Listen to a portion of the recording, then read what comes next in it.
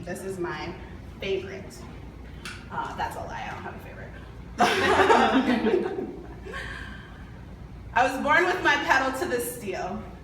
I work out my starts and stops, my feelings and thoughts under the privacy of my own hood. Since my first race, my American muscles have only gotten more pure, and I've improved my hand-heart coordination. They still call me a crash test dummy though, because I always win at chicken. There are too many unclaimed tracks to be scared of impact, so I embrace collision.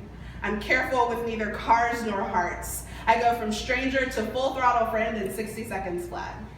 I believe by force of contact we can exchange essence. So I'm shopping for a mechanic to acknowledge the risk in my presence, who won't question my methods, who loves the sound of an engine revving and never asks me to slow down. The first and best lesson I learned was how to go limp. The reason the unconscious survive better in these accidents is because they don't resist.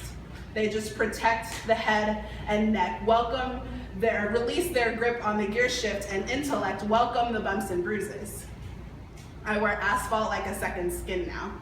I'm so used to being scraped against, I forget that other people don't live like this. For me, life is made of releasing and embracing, crashing guardrails, defacing, and waiting for tow trucks and test results. So few love with enough velocity to engage dual-side airbags. They eject before learning what translates to splatter patterns, these accidents. Even though they weren't factored into the length of time between starting point and destination, they were planned. They should not be treated as surprises. Dents, broken glass, and paint scratches are all just part of life.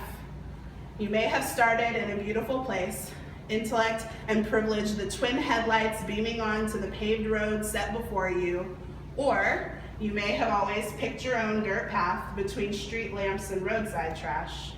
Your engine may give out with several thousand miles and oil changes recorded in your glove compartment, or your life might never drive outside your city limits. But no matter where you start or how you finish, the point is the journey, and your recovery time is limitless. If I had been cautious, I would never know how it feels to have speed limit signs for bones. I would never see the new spectrum of plasma mixed on a palette of road dust and gravel. All that caution is just a waste of exhaust fumes and replacement parts. These cars were not made for neighborhoods and driveways. Why create 6-cylinder engines and interstates if the right way to drive is safely?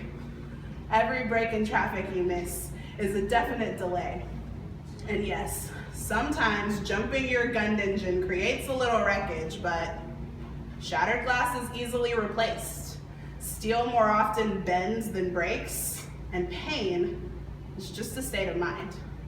As long as you survive, you're safe. Thank you.